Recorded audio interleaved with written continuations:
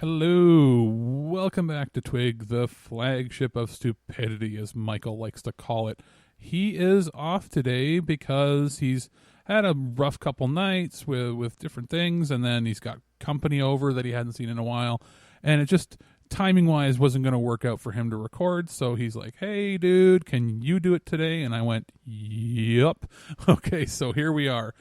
Basically, it's going to be a little more relaxed, a little less stringent on the format of the show. We're still going to get a couple reviews in here, and I'll talk a bit about the weird news and the regular news, but it'll be a little more casual. Might not cover as much because it's not as easy when you're not bouncing it off of anybody. So in the meantime, I'll discuss a few things. Before we get into any of the reviews, I just wanted to briefly mention a couple things here at the beginning of the show, and we've had a chance to sort of check out a few titles ahead of time.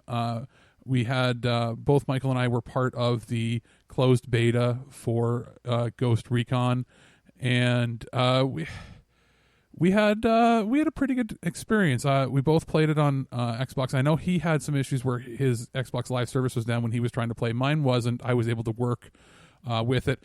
I think it's shaping up to be pretty good. I can't say much more about it than that, but we'll probably be getting a review copy or two once the final game is ready, and we'll talk about it then. But I would say pretty satisfying experience so far, and Ubisoft is usually pretty good about using the feedback from these closed betas to tweak the final release before it's ready to launch, or have some extra patches here and there. And so far, again, it gets my seal of approval for at least the quality of the beta. And the other thing I've had a chance to check out ahead of time, sort of this is a brief preview, which is I had a chance to check out a game called Re-Legend, which is sort of like a hybrid of, it's in early access, so it's not going to be a final review, just sort of my off the top thoughts on it, just so you get an idea. I've played it a bit on Steam, and it's like a hybrid of a little bit of Pokemon, a little bit of Stardew Valley, a little bit of Harvest Moon mixed in there. So there's aspects of like life sim management, and then you mix that in with Pokemon-y type elements, and it's a cute little game. And I won't give any final thoughts on it because it's not done. It's still out in early access, but it has something you want to keep your eye on. I'd say look up Legend, and give it a watch, see what you think. I think it's pretty cool. I'm going to definitely keep my eye on it so that when the game does exit early access and it comes time to give an actual review of it, that I'm going to see if I can get my hands on it so we can see what the final product turns out like. Because as we know, anything in this early stage can change dramatically. But again, a game that has a pretty good upside so far from what I can see, and it's a good concept to work with. So, those are just some brief thoughts and previews on a couple things that we've had a chance to check out early on. So, as for reviews this episode, I have to double check because I've recorded a bunch, and as you know, anything in the review gaming realm, there's embargoes, and you're only allowed to talk about certain things at certain times, and sometimes you get something way ahead of time and you've got your review ready, and then you have to wait till it is allowed to be released. So I'm just going to double check, what do I have we're going to see right now. We can't talk about that. I know that next week's show is going to have Gears of War from Michael, and we're going to have Daemon X Machina from me, because our show is going to right now premiere a couple days before the review embargo lifts on at least Daemon X. And Birdman wants a little more time to get everything done he can in Gears. So we have, what am I going to throw in here? I have a bunch. So we're probably going to put in, I'll have a review from Mill Creek, which is the Do or Die and Guns, the new movies that they're putting out from that same collection of like Hard Ticket to Hawaii, the Andy Sedaris films, the boobs, guns, bronze, blah, blah, whatever it is, Lethal Ladies collection. They've got those remastered, so they're going to be a review of that in here. Birdman has a review of Stephen King's The Stand. And then for the third review, what am I going to put in here? I also have, we'll throw in, River City Girls. That sounds like a good one. And then I've got other reviews that will be coming out on shows later on in the week, but those three sound good. So we'll figure out what order we're going to throw them in here, and we'll be back with the first review and then the news. Basically, he was a geek, sir. Leave me alone, geek boy. Holy shit, you geeks are badass.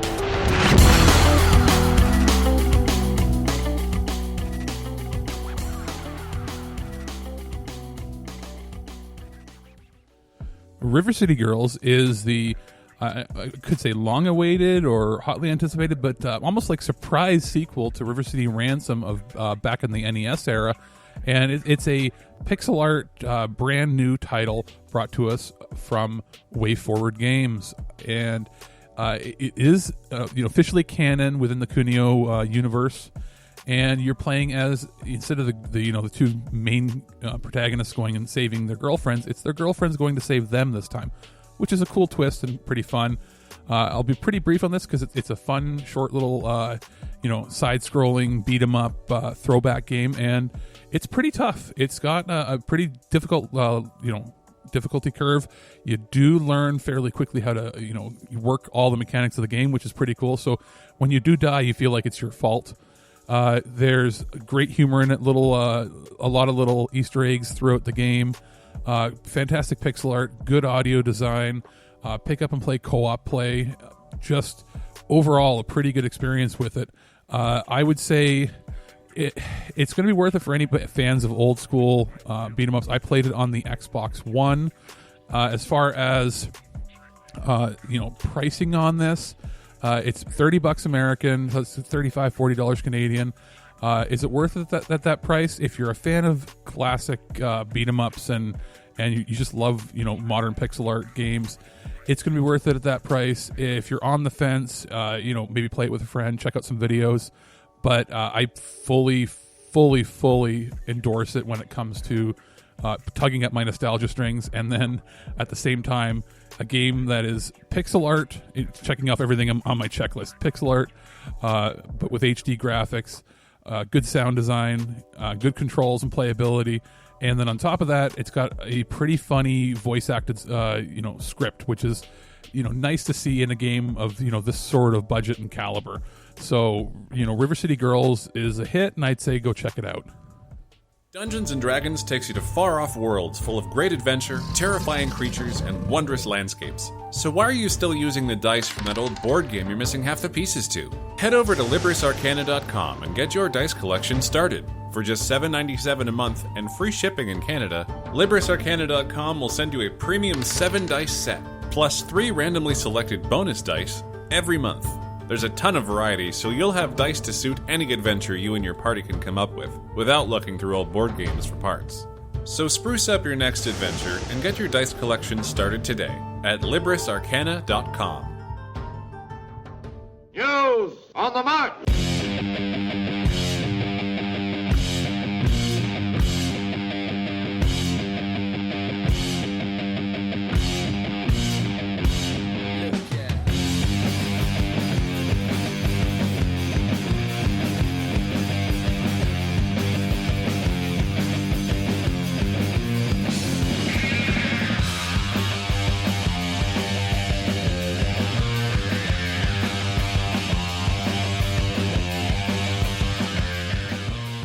All right, so it is news time. So what do we have this week?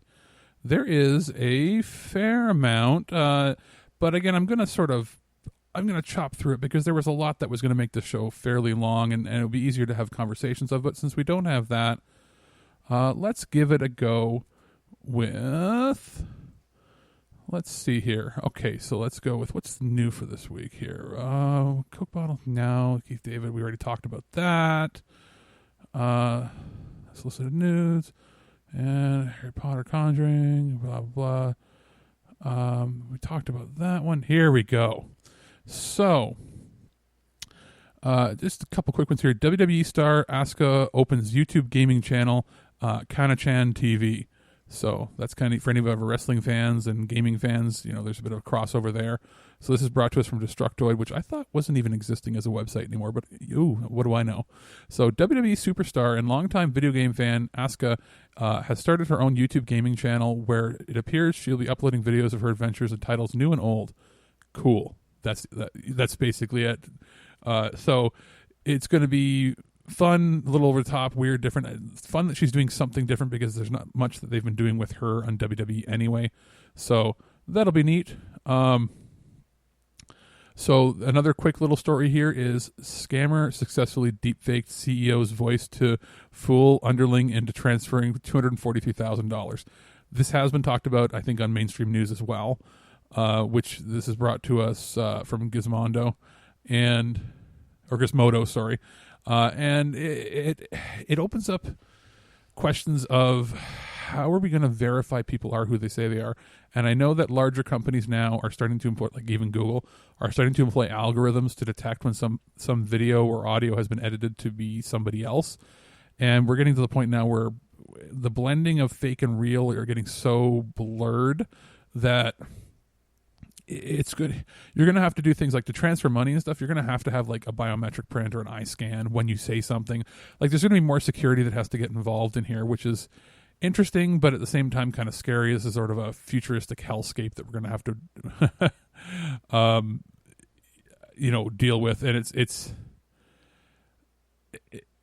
it's just a weird situation to be in. So I'm not sure exactly where we're going to move forward in the future with this. But it is kind of scary when somebody can just pretend to be, you. We'll talk more about that when more information comes out about what they're doing with it. We got a quick one here that I'll touch briefly on it, and it was last weekend, shortly right before we recorded our last show.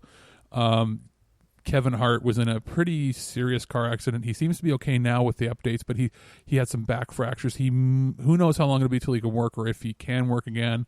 Our heart goes out to him because he's a fun, energetic young actor, and who knows what's going to happen. But it's a little old news now, but it was new when we got it here, and we weren't sure what was going to happen with him. But he seems to be responsive, and hopefully he can get back to, making movies and just, or even just being healthy again.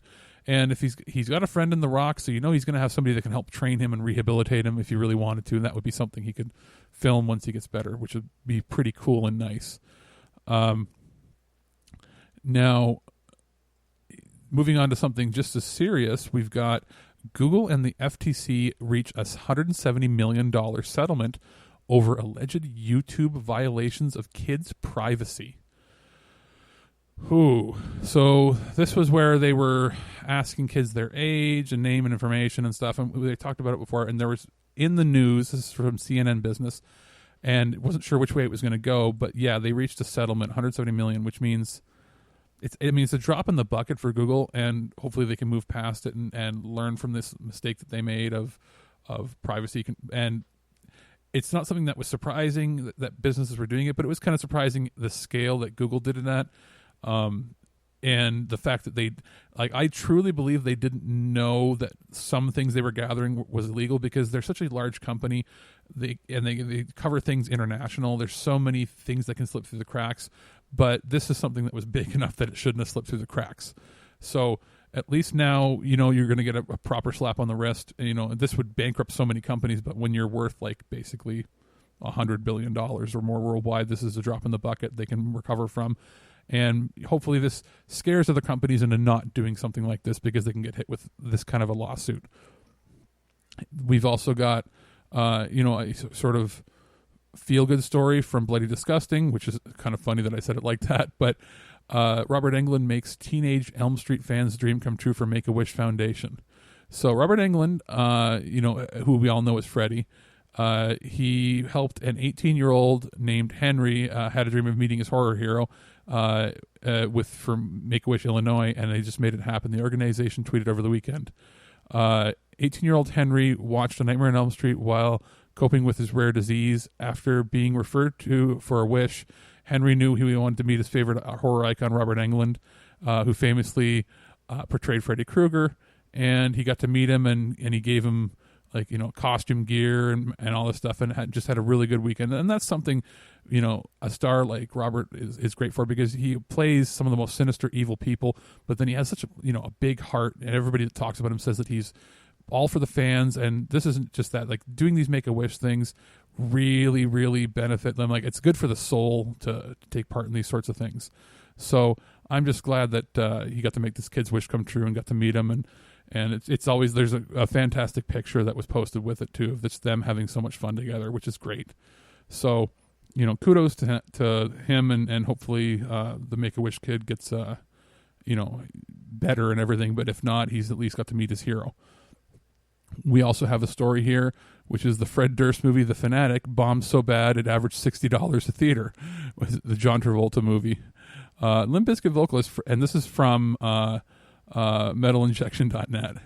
Limp Bizkit vocalist Fred Durst debuted his new movie, The Fanatic, over the holiday weekend. This would have been from Labor Day. And in 52 theaters across the United States. The film featured John Travolta, but even with a name like that, failed to make any success. The movie grossed $3,153. The average gross per theater was $60. Basically, 3 or 4 people saw it per theater. So yeah, I mean, it's if anything, they should put that on the box art, be like one of the lowest grossing movies of all time. That'll actually sell more DVDs. But I mean, it's not surprising. John Travolta's done mostly crap lately. He's really hit or miss. So, I mean, it's I'm going to skip some of the other little stories we had here because they're just kind of funny, but it's interesting that a movie can even get that kind of release. I wonder if there's like some sort of commitment they have to have. But who knows? As far as any other, you know, weird, interesting stories, Mountain Dew has Voodoo Dew, which is going to be a Halloween orangey sort of drink that they've got coming out, which is kind of neat. So, you know, watch for stores for the Voodoo Dew. I don't know if it's going to be in Canada, maybe. Another quick little note, Robert Axelrod, the voice of Lord Zed in Mighty Morphin Power Rangers, has passed away at age 70. Condolences out to the family and all the fans. It's too bad, but we always are going to have the Lord Zed character, you know, will live on forever in, you know, film and like cinematic history, I guess, for all the crazy stuff that was on television and all the people that got to meet him. So sad, but this is still pretty cool that we're always going to have copies of the videos out there. Sony has said the door is closed on Spiderman in the MCU. That just means Disney did not want to give any money to them. So too bad. I mean, no point in going over that over and over again because, you know, it's been talked to death basically, right? Like, we're not going to go more into that. So that's going to do it basically for the news. Again, it was a quicker news this week because only one person here didn't really have much to bounce off of Michael with, but we wanted to just sort of discuss it. And if you have any questions, comments, you have any opinions on it, of course, contact us on Facebook, you know, when we post this. Feedback at ThisWeekInGeek.net. Contact Mike at ThisWeekInGeek.net, Alex at ThisWeekInGeek. Follow us on Twitter. You know all the deal. And I'm going to get out of here now so we can put in Michael's review. And then we'll be right back with the weird news. This is a fair request, and I promise I will not judge any person only as a teenager. And that this is no more right than saying all teenagers are drunken dope addicts or glue sniffers.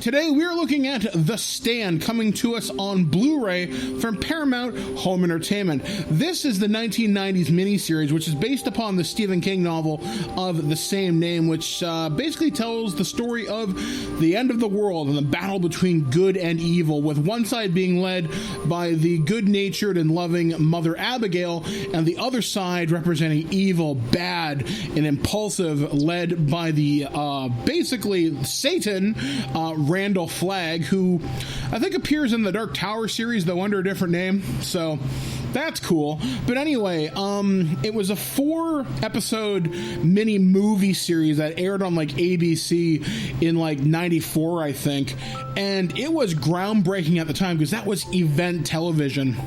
that people would make time for, and it was over the course of 4 nights. So you got 4 hour-and-a-half movies, and what you got was this great tale, like I said, good versus evil, and you saw how things all happened with the super flu, otherwise known as Captain Trips, though I don't know why they call it that. I'd have to read the book, which I haven't in like 20 years. And it tells how each side rises up and how each of the characters, from a pop star singer to a guy who just lives in East Texas, and how all their stories connect and how they are chosen by God or by evil to help them stand, so to speak. And you get just a really neat series of 4 mini movies. I think the first one's called I can't remember what the first one's called off the top of my head, but I know there's The Dreaming, The Betrayal, and The Stand, and it sets the tone for this entire thing. And it was cool because it was directed by one of the best directors in modern horror, Mick Garris, who I know him mostly from his work from the Masters of Horror television series that came out in the early 2000s, which is a fantastic anthology horror series you should probably check out. But overall, the movies have, I think, stood the test of time. This is one of Gary Sinise's best roles. Also, one of the guys in it, the guy who played Dauber on Coach, more modern kids will know him as the voice of Patrick Star in SpongeBob SquarePants. Plays the special needs person Tom Cullen, who always says M-O-O-N. That spells insert whatever word here. And you also get a really underappreciated performance by Rob Lowe, who I didn't know was actually deaf in one ear. So that's why he plays the role of Nick Andros with such believability. It works. As always, there's a Stephen King cameo in this movie. He plays one of the townspeople. And it's really fantastic. There are some special features which I'm pretty sure are just ports of the original DVD release. There's a making of, which is like 5 minutes, which really is unfortunate because this is something where you could really do a deep dive with a documentary and kind of get more of the behind the scenes stuff, but I'm guessing a lot of stuff just wasn't shot back then because they didn't think to do it. There also is audio commentary, but I think the problem with this is they say it's brilliantly restored and it's a collector's edition. It's upscaled the Blu-ray quality, and it's basically the DVD set from years back, which I'm guessing is long out of print. I can only really recommend this to hardcore Stephen King fans that don't have the original DVD release. Having all 4 movies on one disc is really convenient for that and that alone, but it's only shot in full screen, so it's cropped on the sides as if you were watching it from the original broadcast release. So your mileage on this is going to vary. Can I recommend the movies themselves? Yes, I think they stand the test of time. Are they a little slow in places? Yes, but what Stephen King movie doesn't suffer from that at some point? And it's kind of cool to see early performances by people, like I said, Gary Sinise, Molly Ringwald, Rob Lowe, and the guy that played Patrick Star. So your mileage, like I said, is going to vary with this. So if you're a hardcore Stephen King fan and have never seen The Stand, consider this. But if you already own the DVD, you could probably skip it unless you're really hardcore into getting an upgraded visual.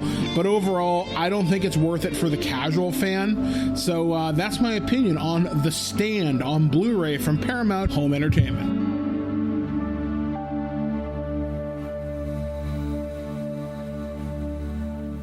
What makes you qualified to be a reporter? I'm willing to violate anyone's privacy for my personal gain and then claim with a straight face that the public has a right to know. By the hand of Zeus, what manner of deviltry is this? I love fake alien poop day.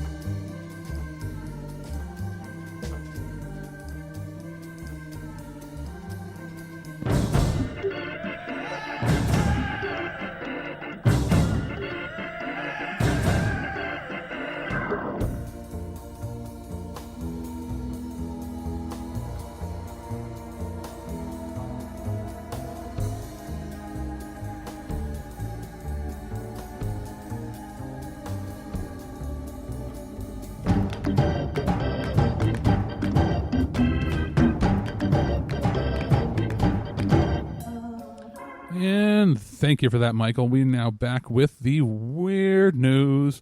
What is up this week? Just got 3 short stories here for you, but some of them are good. Some of them are interesting. So here's one in like a epic trolling we have. This is from Fox News, but not Fox local news. You know what I mean? So it's not the crazy web, news. Thousands to attend barbecue in front of home of vegan who complained about neighbors grilling fish. So this is Fox in Australia. Thousands of people who attended a barbecue in front of a home and a vegan Australian woman who took her neighbors to court over the smell of meat cooking in her own backyard. Ugh. See, this is one of those areas where, she kind of deserves it. You know what? You can live whatever lifestyle you want to live, but if you don't like the smell of something cooking in the backyard, that's your fault. Don't go outside. When she spoke with 9 News, a local news outlet, she said everything her neighbors appeared to be doing was deliberate. But her neighbors told the outlet they wanted to stay on good terms with her, stating he removed the barbecue from his backyard and told children to stop playing basketball. So when she took the situation to Western Australia's Supreme Court, her case was dismissed. She requested to appeal the decision, but it has been denied as well. After the news story broke and made the headlines, she received a lot of backlash.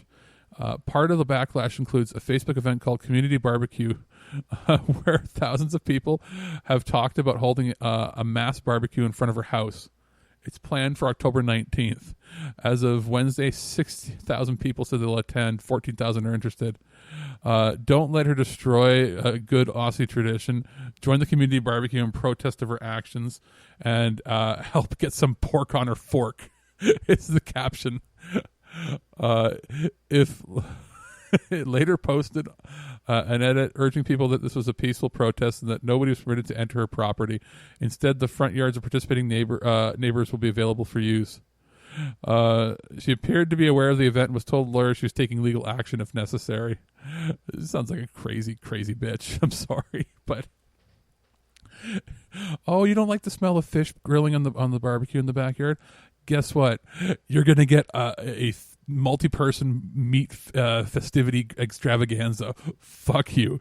You can have... This is the thing. You can like what you like, don't like what you don't like, but you don't get to enforce on other people your beliefs, vice versa, or you get backlash. This would be the equivalent of if somebody fed a vegan meat as a purposeful thing to screw with their minds, I would expect the same kind of backlash the other way around, and that person should be grilled and not grilled physically, but they should be they should have the same sort of backlash put up against them because you shouldn't be imposing anything on anybody else.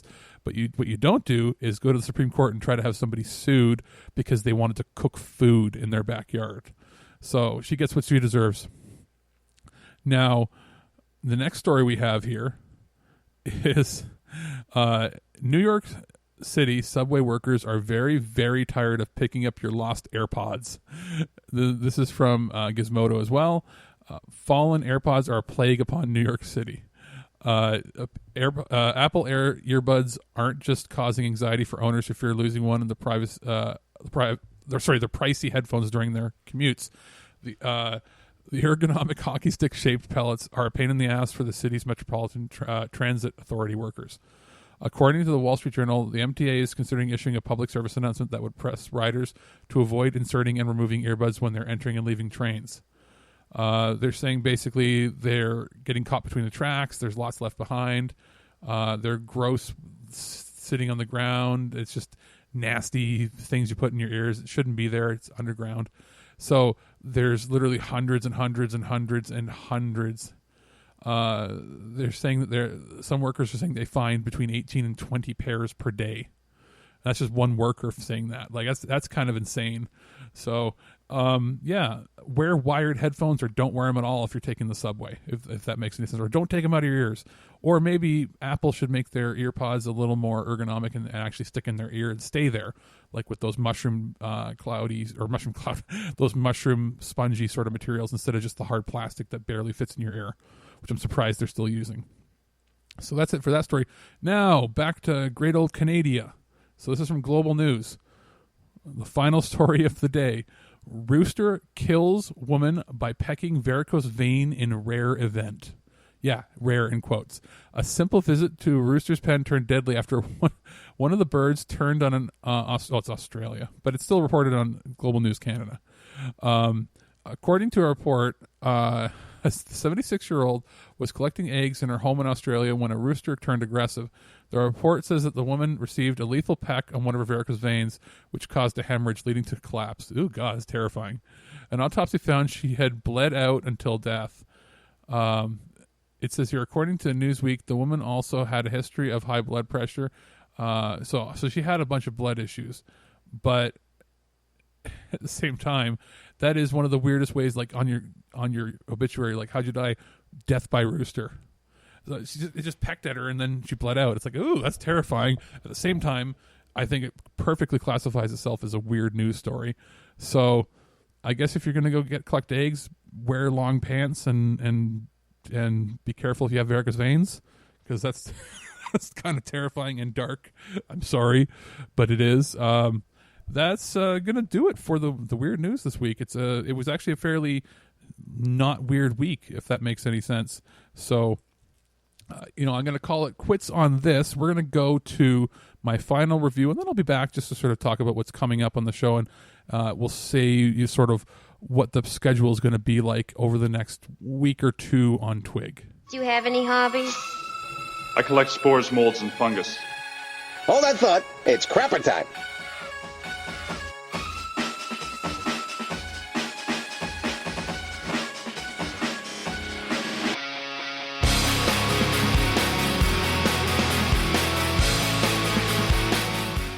It's time for another 2 releases in the Andy Sedaris film collection that Mill Creek has been putting out. We've reviewed the first 4, so the next 2 are Guns and Do or Die. Now, Guns has Eric Estrada in it. Do or Die has, I believe, Pat Morita. Yes, that's right. Because it's confusing because a lot of these actors appear in multiple films as different characters, and it's not always. It's a blur to me when I watch them because it's been so long since I've seen every movie in the series, and I'm watching them sort of as they get released here. And at the $20 asking price, probably paying about $15 on Amazon, they're totally worth it. There's not much more I can go into as far as quality is concerned, because we know that it's the same visual quality they've been releasing for the last 4 releases, which is 4K masters, cleaned up picture, a million times better than they looked on home video before. So anybody that remembers back in the day watching all the review critics lampoon and break down like Hard Ticket to Hawaii, and it had that 90s, late 80s direct-to-video grainy VHS look. Well, it's still got the feel of that, but it is pristine, like a print, probably better than you would have ever seen, except when they were first editing it in the actual studio. So it's cool there. They've included the special features from the previous DVD releases, which is great. So you have the introductions with the director and usually Julie Strain doing sort of little comic-y skits with him. You have the original trailers, which interestingly enough, they've remastered the original trailers, in HD. So it's funny seeing them cleaned up.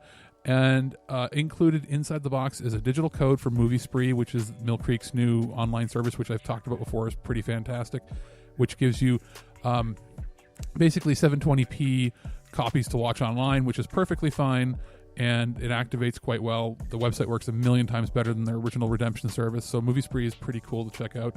So you don't have to have the disc on you. You can just go over to a friend's house, log into your account, watch it together, and you're going to have a pretty good time. So again, it has a decent amount of special features, completely remastered audio and video that's a lot clearer and crisper and cleaner. You got a digital copy, cool artwork.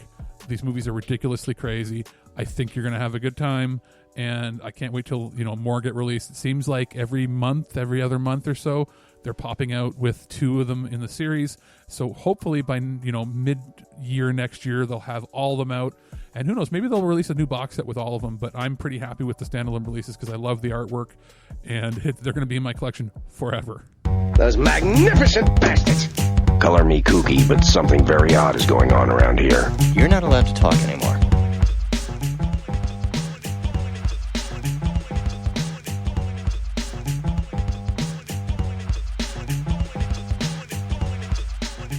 And that's it for the show. There's nothing left. Well, there's tons of reviews left, but I'm going to put probably most of those in a Turd or Treasure coming this week. I was going to split them into two, but I'm not sure. I'll get into why.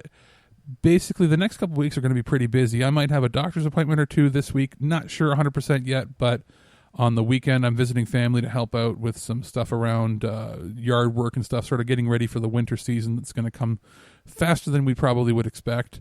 I also, next week, so next Wednesday, I am going to be in Toronto on to meet with for a press conference, sort of press a press event for Roku. So I'm not sure exactly what new products they're going to be coming up with, but I was invited to go, and I said, yeah, absolutely, sure. So I'll be probably recording an interview, not 100% sure yet exactly, but I will bring in my equipment with me, and we'll probably do a little special or have some interview on there, and we'll see what products are coming up and what's going to be new with their products in the future. So it'll be interesting. Then a couple days later, I'll be in Toronto recording the Terrible Warriors with Justin live in the studio, which will be a first for me since actually ever. So then after that'll be on the Saturday. We'll also be doing the Cambridge Chronicles live Twitch stream from his apartment or his studio, and then I'll be hanging out a little bit on the weekend at some family relatives and coming back on the Monday, which I'll record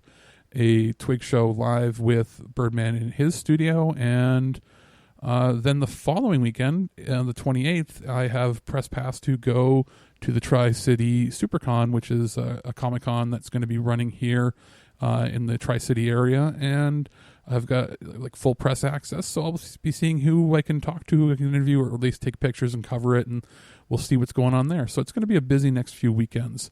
So that's what's coming up as far as where I have to be. As far as reviews, like I said, we're going to have a Turtle Treasure this week that has most of the reviews that I have in my backlog that I've been waiting to release. We've got, I believe, tomorrow I'll be putting up a new episode of Nerd to the Third Power. We're going to have Altered Geek syndicated that we've been recording. I'll be recording an Altered Geek again. There should be the GCRN and TWIG crossover of the top 100 wrestlers of all time. First episode should be airing. We'll be recording a second episode soon for the next 25 people. We've also got another Nerd to the Third that Birdman's going to be on. We're going to try to figure out a way to do commentaries. So there's a lot going on in the next couple weeks. So, stay tuned. We'll make sure we tell everybody, when you can listen to us. So that's going to be it. Talk to everybody later. Okay, son, now you're starting to scare the viewers. Just act normal. I'd ask you to do the same, but I'm afraid that ship has sailed. Why are there so many ostriches? But you have a game that is dipped in a ropey, thick window cocking. So guys, we'll be right back right here on This Week in Geek, only on ThisWeekInGeek.net and many other sites where I syndicate this crap, because I'm a media slut. I like turtles. Loose like your mom. That's right. No fisting, you say. Anything else you object to? Me lucky tater tots. You've been listening to This Week in Geek. Check out our website at thisweekingeek.net for more geek content, and subscribe to our podcast through iTunes or any podcatcher. If you'd like to comment on this episode, head to this episode post on thisweekingeek.net and comment through Facebook Connect. Or you can call our voicemail line at 817-717-7202. Follow and message us on Twitter at ThisWeekInGeek. And check out our Instagram at twig_official_podcast. And if you're the good old-fashioned email type, send us an email at feedback@thisweekingeek.net. We'll see you next time. And remember, lower your shields and surrender your listenership. Vacationing in Thailand? Yeah, just you sure it wasn't all like the and he was having. I'm gonna have to cut that part, Alex.